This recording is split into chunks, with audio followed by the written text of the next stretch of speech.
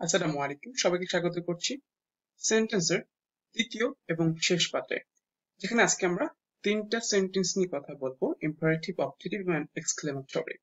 আমরা ইতিমধ্যে the most important two sentence which is assertive sentence and interrogative sentence খুব ভালোভাবে আমি শেয়ার করেছি। আপনি ওই ভিডিওগুলো দেখে নেবেন এবং অবশ্যই দেখবেন, কোথাও সমস্যা হলে আমাকে just feel free let me my guest. So আমরা আজকে প্রথমেই আলোচনা করব, সেটি হচ্ছে ইম্পারেটিভ সেন্টেন্স। সো আমরা জানি এটা অনেকে, আমি পরের দিনটা খুব একটা জটিল না, খুব সহজে আমি চেষ্টা করবো শেয়ার করার, একদম বেসিক কনসেপ্টটা দেওয়ার চেষ্টা করবেন। আই টু বিলিভ আপনি এগুলো জানলে আপনি বলতে এবং লিখতে পারবেন, এখন থেকে কোনো সমস্যা হবে না ইনশাআল্লাহ। তাহলে ইম্পারেটিভ সেন্টেন্সটা আসলে কি? আমরা জানি যে বাক্য দ্বারা আদেশ, উপদেশ, অনুরোধ, নিষেধ ইত্যাদি বোঝায়।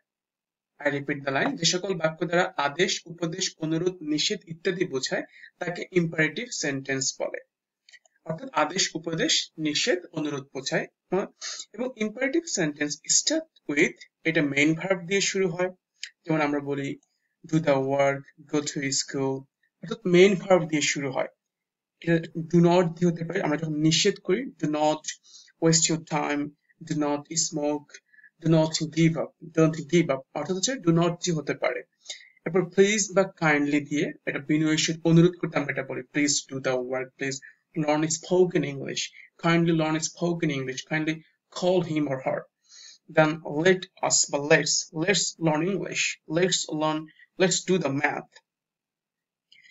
সো এই যে আমরা চারটা জিনিস ব্যবহার করে হচ্ছে আমরা ইম্পারেটিভ সেন্টেন্স তৈরি করতে পারি। এখানে যেটা দেওয়া হলো, do the homework, main verb দিয়ে শুরু হয়েছে। Do not waste your time, এটা ডু নট দিয়ে শুরু হয়েছে। প্লিজ ডু দ্য ওয়ার্ক, এটা হচ্ছে অনুরোধ বোঝাচ্ছে, please do the work. Let's learn English, চলো ইংরেজি শিখি। তাহলে এগুলো হচ্ছে আপনার ইম্পারেটিভ সেন্টেন্স। এগুলো ভালো করে আপনি আয়ত্ত করলে, বুঝলে ইম্পারেটিভ সেন্টেন্স নিয়ে আর সমস্যা হবে না, আপনি নিজে তৈরি করতে পারবেন ইনশাআল্লাহ। এরপর হচ্ছে অবজেক্টিভ সেন্টেন্স। যে বাক্য দ্বারা আমরা বলি না যে may Allah bless you, may Allah grant him in জান্নাতুল ফিরদাউস, সামথিং লাইক দ্যাট, অর্থাৎ প্রার্থনা সূচক, প্রার্থনা বোঝায়। যে বাক্য দ্বারা প্রার্থনা করা বোঝায় তাকে অবজেক্টিভ সেন্টেন্স বলে। এটা কেমন হয় দেখেন, আমরা চিনি মে আল্লাহ ব্যবহার করতে পারেন, অথবা হচ্ছে যে আপনি সাবজেক্ট দিতে পারেন মে আল্লাহ, হচ্ছে যে এখানে আল্লাহ বা সাবজেক্ট দেওয়া যায় এখানে। তাহলে এই যে মে আল্লাহ ব্লেস, যেমন এখানে আছে মে আল্লাহ দিয়ে হতে পারে মে আল্লাহ গ্র্যান্ট হিম ইন জান্নাতুল ফিরদাউস, আল্লাহ তাকে হচ্ছে যে জান্নাত নসিব করুক, এটা আমরা যেমনটা বলি বাংলায়। হচ্ছে মে আল্লাহ ব্লেস ইউ, আল্লাহ হচ্ছে তোমাকে আল্লাহ তোমার আশীর্বাদ করুক। এরপর আমরা কি বলতে পারি, আল্লাহ তোমার কাছে যে পরীক্ষায় ভালো ফলাফল করতে সাহায্য করুক, may Allah help you to get good result in exam, এটা বলতে পারেন। এরপর may your father live long, তোমার বাবা দীর্ঘজীবী হোক, আপনি এটাও এখানে ব্যবহার করতে পারেন।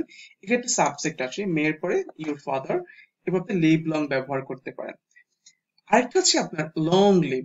লং লিভ হচ্ছে আমরা বলি না যে লং লিভ আওয়ার প্রেসিডেন্ট, আমাদের হচ্ছে যে প্রেসিডেন্ট দীর্ঘজীবী হোক, এর মানে হচ্ছে যে ওকে শুধু দীর্ঘজীবী বললে লং লিভ সামওয়ান, আপনি যাকে নিয়ে বলবেন, বাবাকে, মাকে, whatever you can say, long live sister, long live your sister, long live my father, আমার বোন দীর্ঘজীবী হোক, তোমার বোন দীর্ঘজীবী হোক, তোমার বাবা দীর্ঘজীবী হোক, আমার বাবা দীর্ঘজীবী হোক। জাস্ট লং লিভ এর পরে যে কোনো একজন ব্যক্তির নাম বসিয়ে দিবেন, আর মে আল্লাহর পরে ভার্ব দিবেন, ভার্ব দিয়ে বাক্যটা বসাবেন। তাহলে long live your sister, my long live my father, long live my mother, এটা বলতে পারেন। আল্লাহ তোমাকে দীর্ঘজীবী করুক, may Allah long live you, may Allah long live you, আল্লাহ তোমাকে দীর্ঘজীবী করুক, তোমাকে দীর্ঘজীবী করুক।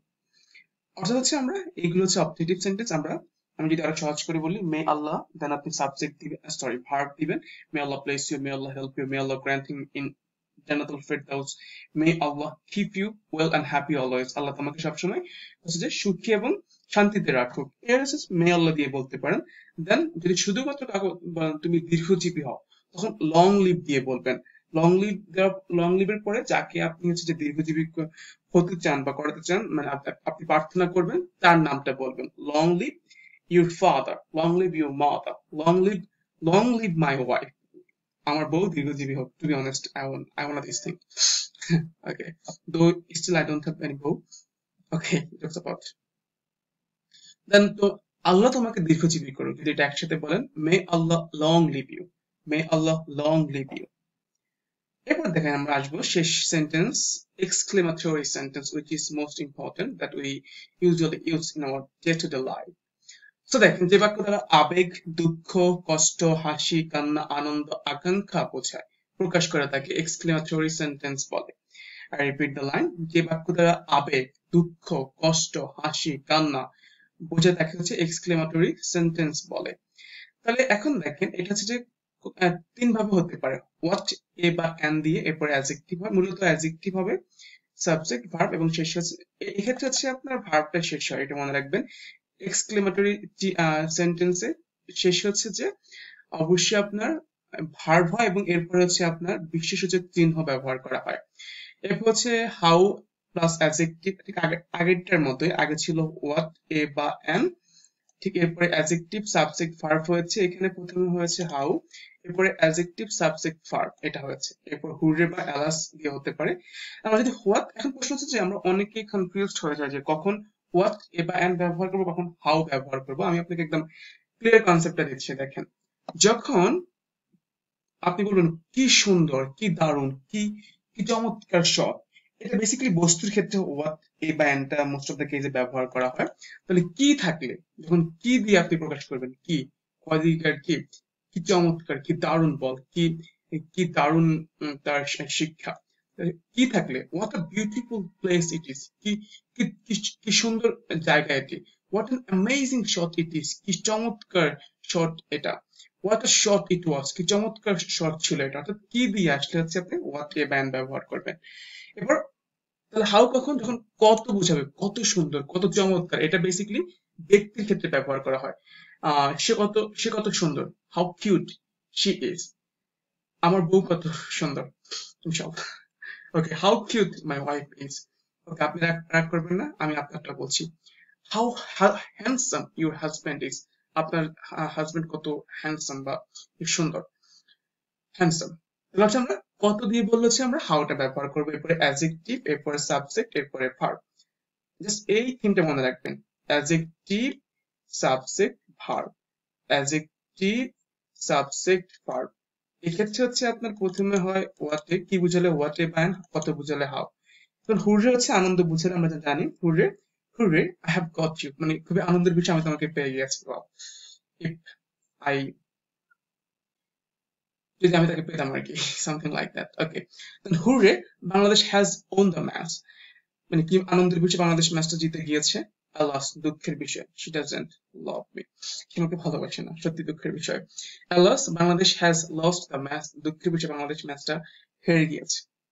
So that's all about for the time being. I think আপনার সেন্টেন্স নিয়ে একদম বেসিক থেকে অ্যাডভান্স ক্লিয়ার।